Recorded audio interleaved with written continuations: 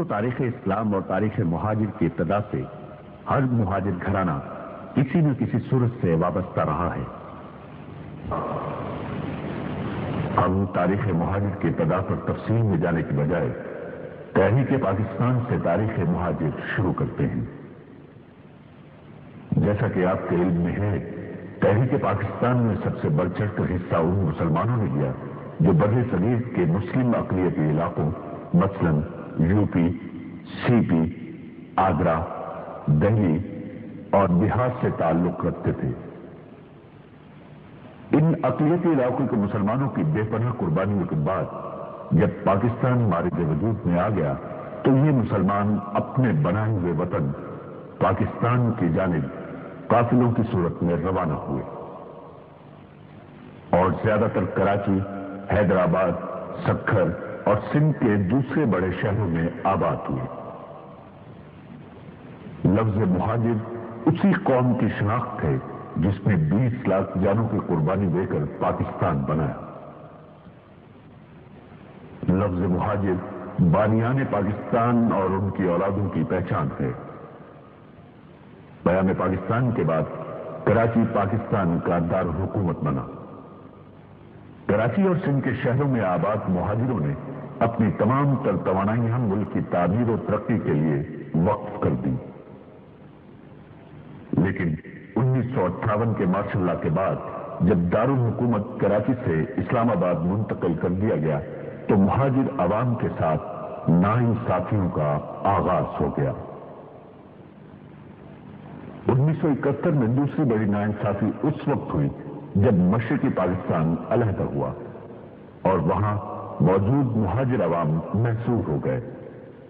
حکومت نے ان کی واپسی کا کوئی خاطر خواہ انتظام نہ کیا۔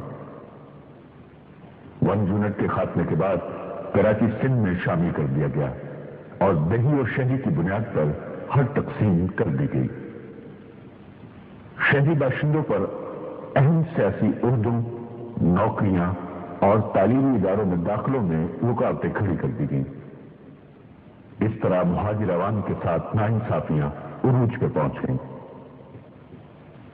جس کے نتیجے میں بانیان پاکستان کی اولادوں نے کوٹا سسٹم کے ذریعے زبان کی بنیاد پر ہونے والی ناانصافیوں کے خلاف مہاجر پرچم بلند کر دیا۔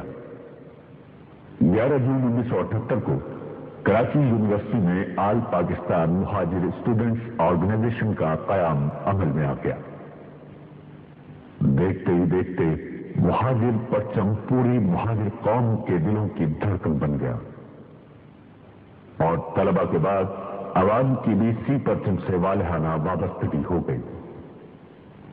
11 مارچ 1984 کو مہاجر قومی موومنٹ کا اعلان کیا گیا اور مہاجر عوام کو کوٹا سسٹم کے خاتمے، محصورین کی واپسی اور ملازمتوں کے حصول جیسے اہم معاملات سمیت ایک پرکشش وعدوں سے بھرا منشور دیا گیا جس کی عوام میں غیر معمولی پذیرائی ہوئی۔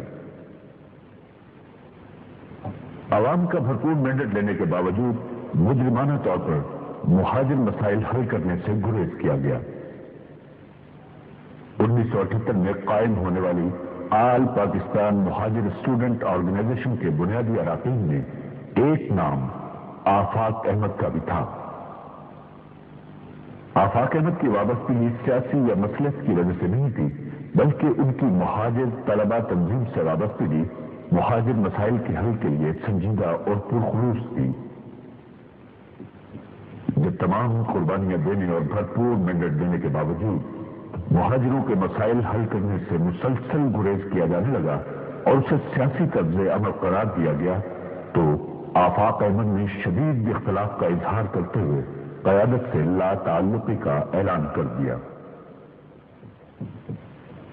یہی وجہ ہے کہ انہوں نے اپنی الگ جماعت بنانے کی بجائے صرف قیادت کو مسترد کرنے کا اعلان کرتے ہوئے اپنی جماعت کے ساتھ لفظ حقیقی کا اضافہ کر دیا اور مہاجر حقوق کی جد و جہد جاری رکھی۔ چیئرمین آفاق احمد نے عزم کر رکھا تھا کہ وہ مہاجر حقوق کی جد و جہد ترک نہیں کریں گے اور عوام سے کیے گئے وعدوں کو پورا کرنے کی کوشش کرتے رہیں گے۔ چیئرمین آفاق احمد کے ساتھ مہاجر حقوق کی جدوجہد سے جذباتی وابستگی رکھنے والے کارکنان اور رہنما جوک در جوک شامل ہوتے رہے۔ چیئرمین آفاق احمد نے مہاجر مسائل کے حل کے لیے اپنی سیاسی سرگرمیاں تیز کر دی۔ چیئرمین آفاق احمد نے مہاجروں کو ان کے بنیادی حقوق دلوانے کے لیے حکومت پر دباؤ ڈالنے اور مہاجر عوام کی سیاسی محرومی کا فائدہ اٹھا کر ذاتی مفادات حاصل کرنے والوں کے چہرے بے نقاب کرنے کا فیصلہ کر لیا۔ اس مقصد کے لیے 25 دسمبر 1995 کو شاہ فیصل کالونی میں مہاجر عوام کا تاریخی اجتماع منعقد ہوا، جس میں چیئرمین آفاق احمد نے واضح الفاظ میں کہا کہ آپریشن کی آڑ میں صرف ان مہاجر بیٹوں کا قتل ہو رہا ہے جو مہاجر جذبے سے سرشار ہیں، اور وہ لوگ جو یہودیوں کی ایما پر مہاجر قوم اور ملک و قوم کے خلاف سازشیں کر رہے ہیں وہ محفوظ ہیں۔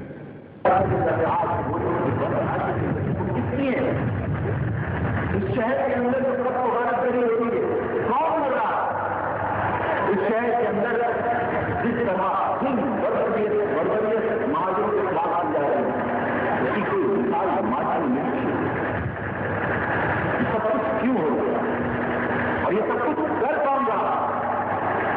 وہ شخص جسے ہم اپنا کہتے تھے، وہ شخص جسے آپ کندھے پر اٹھا کر جمع کرتے تھے، وہی جو بن لاکھ یہ کہہ دینا کہ یہ ایجنسی کا کام ہے، ایجنسی کا قتل کر دیا، فاروق زیادہ قتل ہو گیا، کس نے قتل کر دیا؟ ایجنسی نے قتل کر دیا۔ صحیح کمانڈو قتل ہو گیا، کس نے قتل کر دیا؟ ایجنسی نے قتل کر دیا۔ یہ وہ نوجوان تھے، میں نے تمام جگہ وہاں میں بہت کہا، یہ وہ نوجوان تھے جن کے سروں پر صرف مہاجر جدوجہد کا واضح تھا۔ اس مہاجر جدوجہد کے ساتھ نوجوانوں کو اپنے مضمون مقاصد کے لیے الزامات سے بھیج کرا اور یہ کہہ کر ایجنسی نے قتل کروا رہا ہے، انہیں پہلے مضمون ادائیگی کے استعمال کیا، اور جب وہ جب کل کسی کے لیے مشکل پیدا کر سکتے تھے انہیں خود یہ کہہ دینا کہ ایجنسی نے قتل کیا جاتا ہے۔